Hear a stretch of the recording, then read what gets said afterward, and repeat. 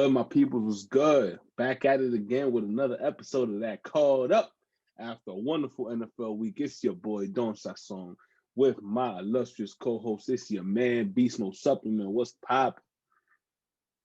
What's going on, brother? How was your weekend? How was your football week? How were your picks? How was it for you? My weekend was lit. I mean, my team didn't get worse because we was on the bye week, but hey, everything went all right. The picks went good. I hit on a bet, but I hit on a college football bet, so it's fine. I'll take whatever I can get, but hey, it worked out. I hear you. Oh man, tough news when your man Joe Burrow getting smoked. Yeah, that hurt me. I saw the play. I was like, God damn, that definitely messed up one of my picks. 100%. I definitely picked the Bengals to win that game. Joe took some real damage, ACL, they said meniscus and PCL, So it was definitely a rough thing to see. And it's, tough on the football world because he's definitely destined for great things in the future. Yeah, man. So what was your favorite game of the weekend? All right. So I got to start off the right way. But before I even get into that, I don't know what you seen, bro, but what I seen on TV was fucking foul, bro. Foul. Bro, I seen a gangbang on Matt Ryan. All I seen was sacks. 8 sacks. That type of penetration, bro. They just need to cut off the TV. That was some Pornhub streaming. That shit was bad. Bro, you acting like that's an accomplishment. Y'all playing against the Falcons, which is one of the worst O-lines. So come on, man. Temper it down. If you get 8 sacks against a line like Indianapolis, I could respect. But come on, y'all picking on a dead horse. I'm saying it's the same team that was cooking the last couple of weeks. Am I right? But who were they playing? They weren't playing good teams. They smacked the Vikings around that beat the almighty Aaron Rodgers. Am I right? Did that happen? I mean, the Vikings just lost to the Cowboys, bro. They did. But I'm which I low key called. You did call that. But I'm just saying, though, at the end of the day, you got to come play the game. Yeah, I mean, we went off. But speaking of that, my man Taysom, he had a heck of a game. He looked like an actual quarterback. He looked good. That gadget, perception that he, pretty much got from everybody the last 2 years, he pretty much proved it that he can be a full-time starter. That's something that you wanted to see. This is the thing. You got to understand, it looks good for one game, but once people get film on you and once they start scheming around what you're going to do, because think about it. Sean Payton wasn't trying to say nothing the entire week. He was on some shit we can't say this, So once people game plan, Lamar Jackson won MVP. Lamar Jackson's getting smoked right now, dog. So the way I see it, bro, let's see what was really going to happen. But he did well. I'm not going to lie. I'm not going to sit here and talk shit. He did very well, man. And that was the thing, too. I was saying in my head, I was like, if Sean Payton really wants to put his stamp on this, really let people know that Taysom is the guy, you go out throwing. And Atlanta, Morris, how did they come out? They had a lot of people in the box expecting him to run. And what did he do? First play, pass. I mean, we seen him throwing it, dog. We knew what was going on. Yeah, for sure. I mean, it was a good game, bro. My favorite game, honestly, is that Oakland Raiders Kansas City game, man. That was a great game. And Oakland, man, I'm telling you, when they want to play, they at least against the Chiefs, they can match up, dog. So people got to get ready for them. That's a team that nobody in the playoffs really want to see. And what I really noticed this week is that the NFC only has 2 good teams, and that's the Saints and the Rams. For the simple fact that all these other teams are so inconsistent, especially on the defensive side, that they're not going to survive. At least those 2 teams have players. Yeah, you can have a good scheme, but if you don't have the players, it doesn't make sense. They both have a good pass rush. They both have secondaries that can hold up. You feel me? So it's like in the NFC, I don't see anybody really doing anything aside from those two teams. Even the Bucks are super shaky. Like, hopefully they could put it together and make entertaining TV. But primetime, they always getting smoked. The defense versus good offenses gets fucking washed. With the exception of Green Bay, but Green Bay is a finesse team. So I mean, and the AFC, it's a little tougher. But to me, it's Kansas City and it's Baltimore. That's really how I'm moving in those two conferences because it's like. Everybody else is just like everybody else. Yeah, I see what you're talking about. Like as far as consistency, No, not Baltimore, like, Pittsburgh. I'm sorry. Yeah, Baltimore. We'll get to them later. They ain't about to pack it up themselves. But yeah, like I agree with what you're saying with that assessment. Like, we're getting deeper into the season. NFC, well, those two teams, NFC, are showing that they're really complete teams. Like the Saints defense over the last 4 weeks has been out this world. You know what I'm saying? Yeah, I think in the league the last 4 weeks. Like they're not the best defense overall in the NFL, but the last 4 weeks they've been number one. The Rams still got the baddest man in the business on the line. Ramsey, the other kid, who was it? John Johnson? Yeah. Yeah, he was a dog last night. Yeah. They was fighting out there. You know what I'm saying? They definitely did fighting. well, man. I liked it. I liked what I saw from them. That's a game I did call. I called that and the over. You did, but let's give Oscar his flowers because I told you the Jets wasn't gonna lose by 10. You did. They lost by 6. Personally, I think you get most props for that Cowboys pick. Like me personally, I was like, okay.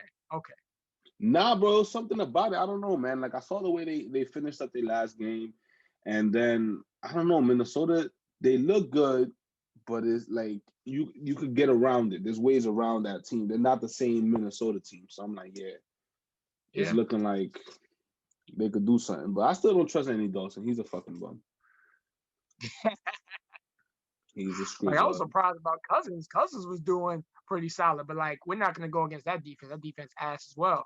But Cousins was looking like Cousins was looking efficient though. Thielen was rocking. I know whoever had Thielen in fantasy was happy. That catch by Ceedee Lamb though, bro. Yeah. That catch, yo, bro. People don't understand. Like it looks good, but you know how difficult that is, bro. Like the Adam Thielen one is hard, but if you do it all in one motion, Brook, you good. The Justin Jefferson, so many things got to work for you when you hand-eye coordination and focus, dog. I mean, I'm bugging the Ceedee Lamb. Justin Jefferson was balling too, though. That's my guy. Yeah. One thing I didn't like this weekend was the defensive effort by the Patriots because they couldn't stop a nosebleed. Deshaun Watson and Houston Texans were smoking them up and down the field. It looked like they was playing 7-on-7. Yeah. It was bad. It was real bad. It was. I mean, shout out to Romeo Cornell. He sent some nice blitz packages, that hit Cam. And shout out to myself for picking my man Damiere Byrd. You said I was wilding. I was like, hey, you did what you had to do. I flopped on Michael Gallup, but my man Curtis, he did his thing. He got his little touchdown. Brooklyn. Shouts out to the quarterback, bro. He did his thing. Yeah, we definitely got to do that. Like, let's just shout out the entire Panthers organization. A shout out, bro. PJ Walker. Like, I mean, I seen him. Like, I seen like glimpses of the XFL because XFL was actually nice this season. You know what I'm saying? Like, I liked what they did. But obviously the owner, financially fucked it up and all that stuff like that. But shout out to PJ Walker, a brother. You know what I'm saying? That's a fact. With that shutout, that was dope. That was dope. And another shout out to that Monday Night Football ref crew, because all black crew, that was fire, bro. So it's like that was hard. Big shouts out to them because that was. You see my man Jerome Booger? My man got the facial hair coming in. Yo, but his teeth is mad yellow, son. I saw him and his shit was looking crazy, dog. I mean, when you look, they interviewed him pregame when he had like the suit on and shit, and he had I'm like, all right, cool. I see you with the little beard, and I looked at his teeth. I'm like, damn, nigga, you got grills on? Like, why your shit looks like that? Looking like Candyman and shit. Oh, dang, that's a fact, though. He was looking bad, but shouts out to them, bro. They made history. They did their thing. They caught a really good game. Really, really good game. They was Yeah. locked in, and they didn't have to reverse too many calls, no controversial calls. They didn't have to switch any calls. So I like the way they called the game. Shouts out to them. And the number one disappointment to me, man, that Eagles, man. The Eagles as a whole team, record label, and the motherfucking staff. People will keep saying, like, yo, put in Jalen Hurts. Jalen Hurts is going to get smoked even worse. People don't understand that. Facts. Like, people think that Jalen Hurts is super nice. Tua took his job at halftime in the championship game.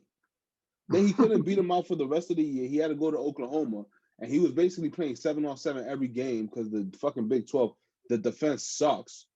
That's true. So I never was a Jalen Hurts guy. Like, I never thought he was nice. Like, so I don't know why people are calling like, oh yeah, like I know Carson Wentz is stinking it up. Cool. But Jalen Hurts is not gonna do anything for you. Well, all right. So let's say you put in Jalen Hurts and he's trash. What you gonna say? Exactly. What you gonna say? Exactly. Fire Doug Peterson. He just won you a Super Bowl. Facts.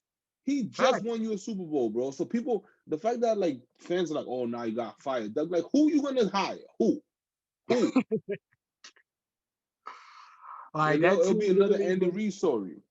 Yeah, like that team literally been injured. You know, that custodial staff have been injured for like 5 years, bro. Yeah, they just put another what's this dude name? One of the corners, probably the fourth string corner on IR. Like, it's just bad. Like, I mean, it's really unfortunate. Listen, man, I think their medical staff needs to get sued. They need to be included in the Tyrod Taylor class action. Because honestly, bro, it has to be something wrong with the medical staff. Like, I was saying this year, the 49ers medical staff got to go. Oh, yeah, that was bad. That was bad. That was definitely bad. But hopefully this week, my man Raheem Mostert comes back. I took a nasty fantasy L, but if he's back, I'm lit. I hear that. My man Raheem, and we playing the Rams, so it's gonna be a little nice one, bro. I mean, y'all took the first dub, so you know. We're gonna see, man. We're gonna see. I mean, the good thing is that we had a bye. We had 2 weeks to study them, and then it's just a matter of if we could run the ball on them, we'll be fine, bro. But we match up well against them. People seem to understand. Like, all right, this is the thing about Tampa's linebackers. Yeah, they're fast. Yep. But I don't feel like they're instinctive with like play recognition and like, I don't know, maybe they don't study or whatever, but it's like you don't see them making big plays in the passing game. They're not getting out to those flat receivers and squashing them down and doing none of that. They're like, yeah, they blitzing, they're making those kind of plays, but they're not rangy. They're fast, but they're not rangy. Like, Levante Davis is nice. I'm not gonna lie to you. But even Devin White, like they're not doing what they got doing. You've watched them a bunch, so you could tell me more. No, I'm definitely with you on that. Like, as far as a pure talent perspective, yeah, they got it. You know what I'm saying? That tandem is great.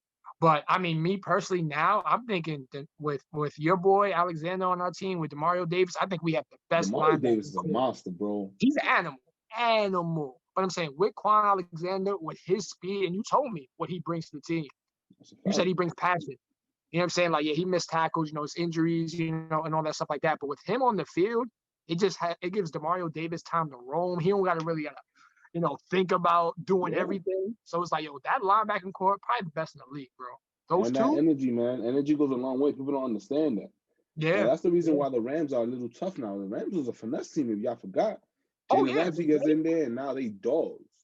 Yeah. And for everybody that was viewing, one thing that you always pointed out, so like now, since I was on display for everybody to see, they're going to notice, you pointed out weeks ago, the schemes. That whole game was schematic, bro. Everything. And the entire game. Yo, people are wide open, and you can't cover it. You most of the time, and it's very targeted. Like they'll do all this motion to get one person open and gain 5 yards. They don't give a fuck about nothing. That's what they want. Exactly. And you got to give it up to Sean McVay because he's playing to the strengths of their team. They're not a heavy run team. They can't just pound the ball, so they have to manufacture those plays, and he's doing a phenomenal job, bro. Cooper Kupp and Robert Woods had a hundo. Cooper Kupp had a hundo in the first half. I think they both had 10 and 11 receptions, like 10 receptions in the first half. No, I'm saying, but like for the game though, like your number one receiver, your number two both got 10 plus receptions. That's insane. Bro, The biggest shout out I want to give though that they really show me something is Indianapolis. A game I Indianapolis and called. Tennessee. Indianapolis and Tennessee. Yeah, Indianapolis won because we gonna get to Tennessee. We definitely get to Tennessee. Indianapolis they went toe to toe. Like when they needed to, they made the plays. They put up 34. Phillip Rivers looked alive. The defense was wilding on them. They did what they had to do. Mm-hmm. Tennessee, they got some Right. attitude, bro. And like what I said, bro, like last segment, I told you, I said when Phillip Rivers goes against a certain type of competition, it raises his level. And I called that upset. I was like, the Colts are winning this game. They It was was a crazy favored. It wasn't even game, an a upset. lot of penalties, but they got They the should have win. lost that game though. At the end of the game, they fucked it up. They did, but they rebounded. And his numbers were good. Like he threw one pick, but so did Aaron Rodgers. You know what I'm saying? So it's just like Rivers came to work, and he came in hobbling. Remember when he got hurt? He Yeah, came back in hobbling. I was like, oh, that's that Phillip Rivers that I was talking about. that's a fact. But yeah, let's get to that Tennessee game. Yes, sir. They got some attitude, man. They came, they stomped out your emblem in the middle of the field. Malcolm Butler was talking wild shit. Mm-hmm. And look at what happened, bro.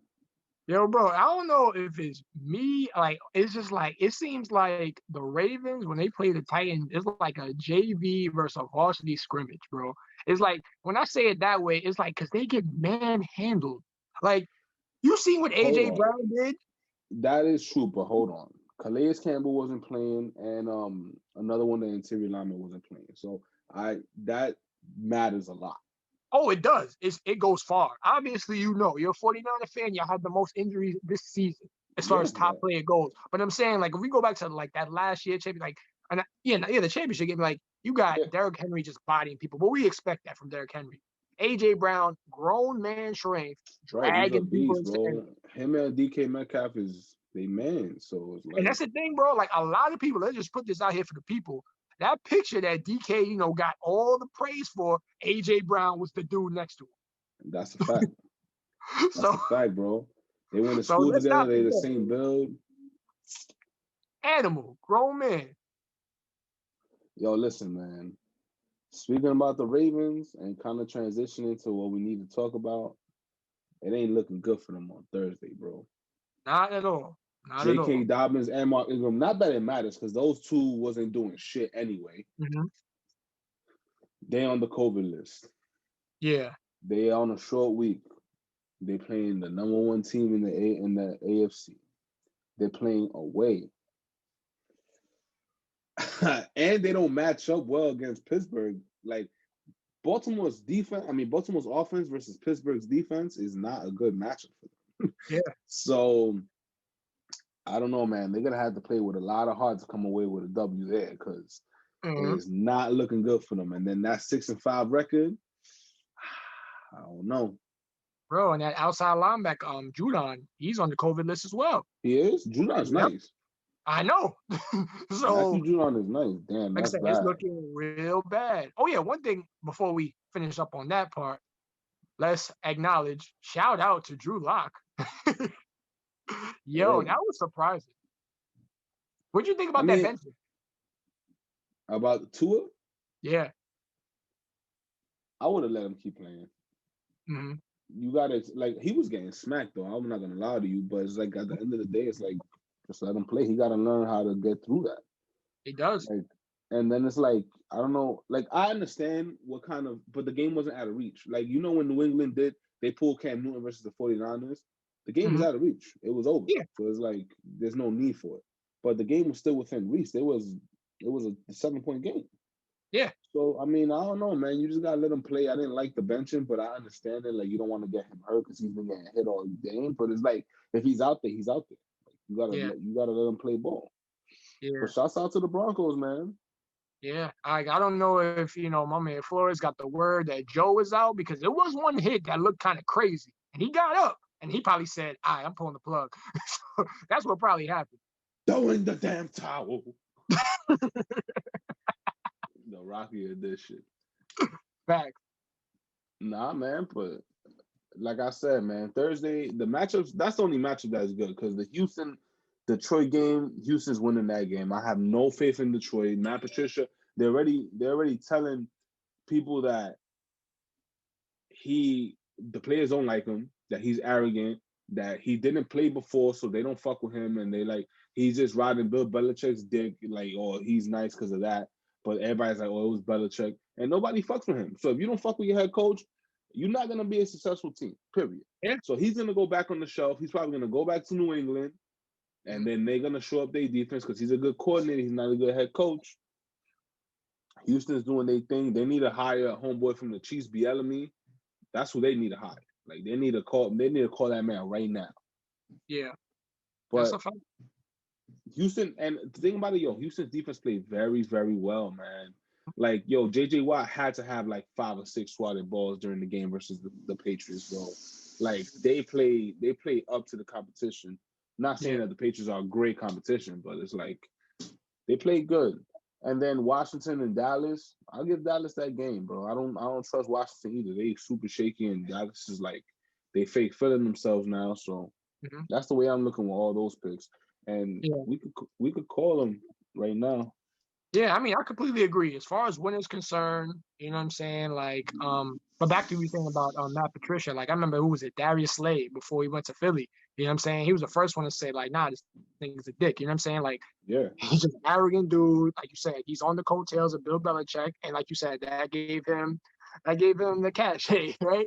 So that got him to where he is. You know what I'm saying? That's why he's still there. You know what I'm saying? Like, he had some good moments, but they couldn't close. So it was like, this, to me, should be his make or break year. So whoever's, like, on top of, like, the GM, the owner of Detroit, they need to make that move. He doesn't do shit, which obviously he's not doing shit. He should be gone real quick. Yeah, he should. You know what I'm saying? Like, they should hold him to the same stature as other coaches, bro.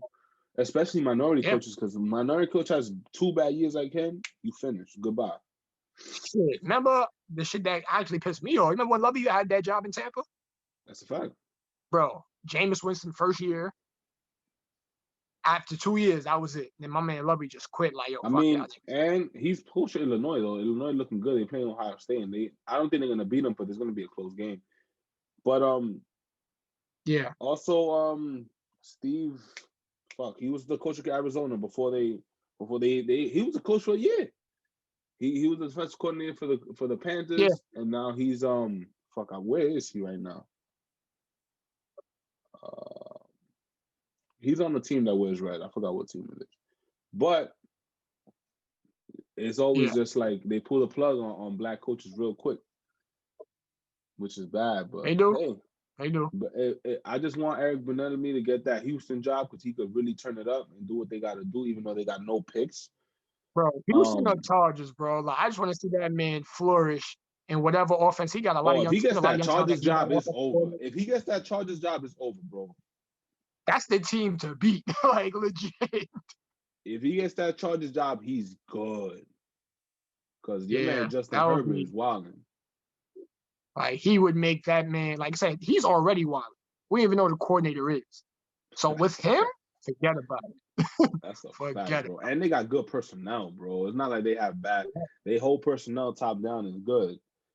So that's a good one, man. But I just want him to land in the spot where he gets the recognition he deserves and he does what he got to do. Let's pick these Thursday games or these Thanksgiving games. So the first one is Houston going to visit the Lions. Houston is favored by 3. The over-under is 51.5. I got Houston -3 and I got the under. I got Houston, and I actually got the over for this one. Man, they just got shut out. I think they might want to make a statement, you know what I'm saying? And obviously, we know the Texans' defense is garbage. So I got Houston winning that game and the over. Okay, 51.5. Okay, the next game on the horizon is the Washington Football Club traveling to the Dallas Cowboys. Both teams are 3-7. And the line is Dallas -3, over under 46. I got Dallas -3, and I got the over. I got the same thing, same pick. Like, I like what they showed me against the Vikings. You know, Andy Dalton might have a little fight in him. Alex Smith got his first win. It should be actually a really good game. So that's why I agree with the over 100%. And I'm actually excited to see that game. The dumpster division, those will be the fun games. Yeah, that's actually going to be a good matchup, and this is like a heated rivalry. So we see that. And then we got the 6-4 Ravens traveling to the Steelers. We already spoke about this. The line is Pittsburgh -5.5. I actually think that Pittsburgh is going to win by 3 points. So I'll take the Ravens +5.5. And I have the over. The over on this 44.5. I actually got the over. Well, it says it's supposed to rain. If it rains, then it's over for all that. Okay. So I got the But Steelers. I don't trust Pittsburgh's running game. They are super shakes at the run game. Yeah, there's people upset that drafted Connor in their fantasy, and he's been laying an egg the last. He's not nice. He's solid. He started off the season. He's not solid, nice. but... He's not a game changer, bro. That's no, how I he's say if you're he's nice. Not. He's not a game changer. You're right. He's a regular running back. He's not a game changer. You're definitely right about that. Like, he's a consistent back. But last 3 weeks has been kind of shaky. You know what I'm saying? The whole season he's been shitty. I mean, he started off a little hurt. I think it was against the Giants and stuff like that. So it was a little weird with him. But yeah, I agree. The same thing. Like, we both definitely looked at this game. It's like, yeah, this is an easy pick. But I do feel the Steelers are going to win a little bit more than 3. I feel it might be about a 7-point game. Okay. Okay. One thing I do want to acknowledge, because I know a lot of people do daily fantasy, DraftKings, and all that. Like, I don't got any real sleepers, but, just my 3 picks just for that game. Like I said, hit them up. Just for y'all to make that money. I got Brandon Cooks doing some work. I got Dionte Johnson doing some work. Me too. And I'm going to go with my man, Ceedee Lamb. Those my 3. I mean, those are kind of my same shits. I mean, with the exception of Brandon Cooks, I actually got DeAndre Swift if he does play. And if not, my man TJ Hawkinson. Feel me? Okay. I like that. And I'm not gonna make the same mistake as fucking with Michael Gallup. So I'm gonna go Dionte Johnson's a good one, but I'm actually gonna take Eric Ebron. Ooh. And I'm gonna do CeeDee Lamb in that game. Yeah, I can't not take CeeDee Lamb and CeeDee Lamb. And then DeAndre Swift. Got you. I like it. I don't trust Ebron, but I don't trust him either, but who's the matchup on him? Patrick Queen is a good blitzer, but in coverage he could get shook. Yeah, you're right. You're right. I mean, if you spread them out and you go 5, that nickelback ain't covering him. Yeah, 100%. But he's wild soft though. Pause. Yeah, OD. He's super soft. So OD. I need the last. What's your favorite? All right, I'm gonna ask you this right now. What is your go-to favorite meal in Thanksgiving? Like, what's the shit that you look forward to the most? All right, other than the turkey leg, I like to have the leg. You know what I'm saying? But that mac and cheese, that's my shit. That's a fact, bro. That's my favorite shit too. Mac and cheese, bro. And the cornbread. You feel me? Oh, yeah. Yeah, cornbread different. I'm going to make some cornbread. Let's get it. Cornbread. Oh, yeah, I like that stuffing. Stuffing, too. Stuffing is... Nah, that's a dub. You can keep that, bro. Oh! Ensalada de papa. Man. That potato salad, man. Need that sweet potato pie, though. You know what I'm saying? That dessert factor. Nah, I like apple pies. I mean, that's cool. I'm gonna let you finish, but sweet potato pie is like it's a staple in Thanksgiving. I feel you. Yeah. All right, my boy. It's been a pleasure. We're gonna get it rocking. We're gonna put this out, and y'all just gonna make some money with these wonderful picks and analysis. Yes, sir. So all my people out here that have been watching, enjoying, have a happy Thanksgiving. Stay safe. Make this money. Eat good. And we see y'all. Signing out.